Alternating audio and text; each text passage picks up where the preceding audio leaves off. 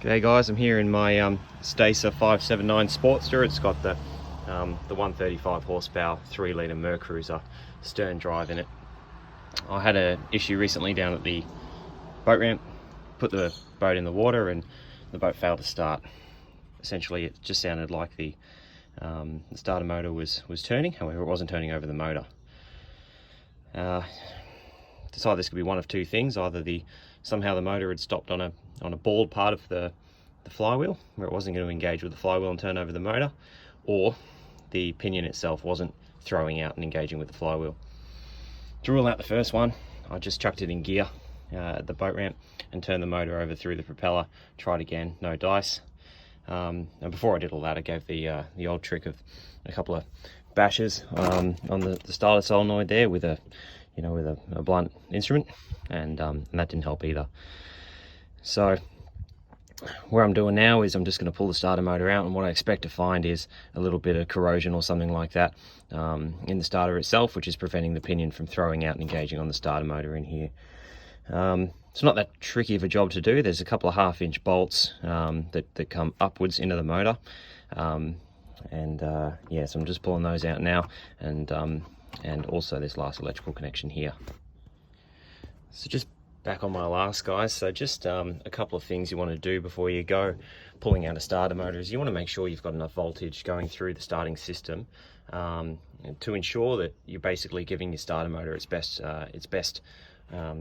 opportunity to throw the pinion out, engage it with the flywheel and get the motor turning. So one thing I did, just to rule out electrical problems, I hooked up my batteries here to the car and gave them a jump start with my jump leads here. And I also wanted to rule out that I had a bad earth. So look, I'm no boat mechanic, but on the back of the block here there's two earths that go straight into the block. You can barely see them down in there. There's one a little bit corroded, and there's another one in there as well. What you want to make sure is that you've got a good earth.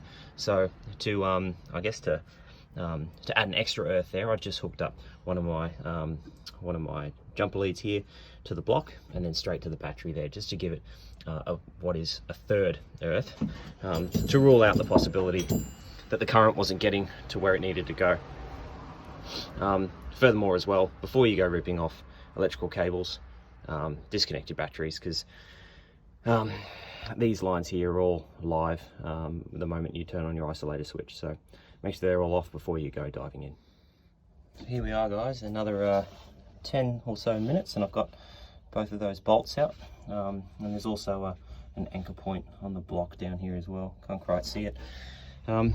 Bolts weren't as rusted in there as I expected them to be, being a 10-year-old boat, used mainly in the salt water here in Australia. But starter motor is out, and as you can see, she's not in good condition. From the outside, you're really only seeing this from the top here, but on the inside here we've got a fair bit of corrosion and a pretty ordinary looking pinion. So what I'm going to do next is just do my best to free that up and give it a bench test before I go and putting it back in. That's if it's salvageable. So right now I'm not quite sure. Right, guys, so here she is. She's in the vise. I've sprayed it with some water dispersant or WD-40, CRC, whatever you want to use, to free up the pinion. And I've jimmied up some jumper leads here, just one to the body and then one to the post on the solenoid here.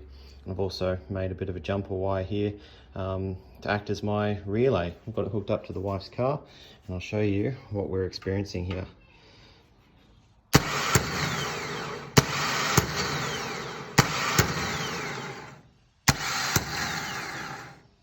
As you can see, the pinion isn't coming out very far at all. So we're going to see what we can do to fix that up.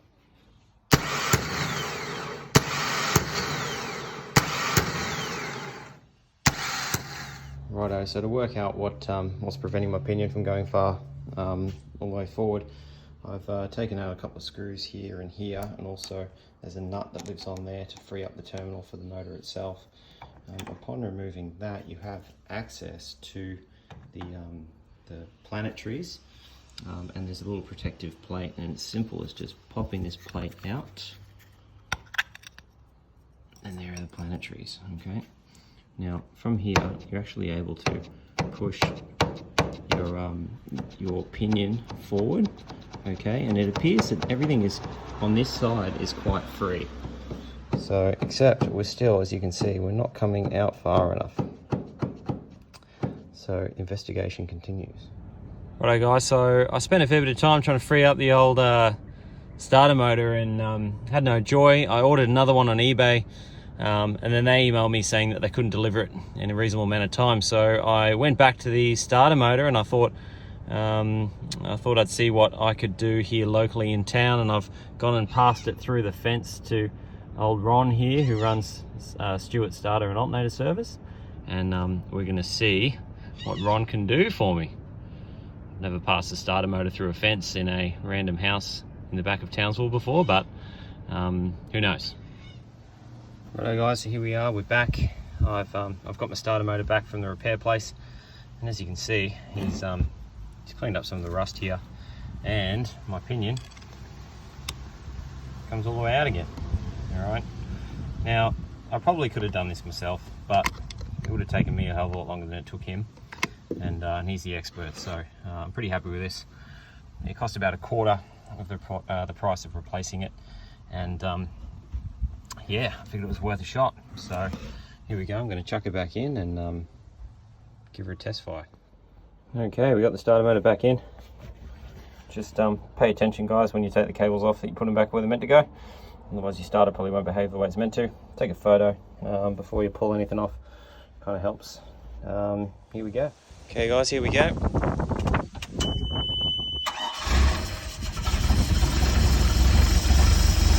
Booyah!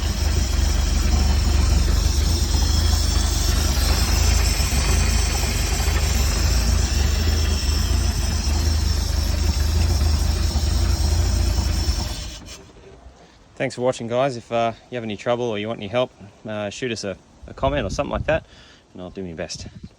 Cheers.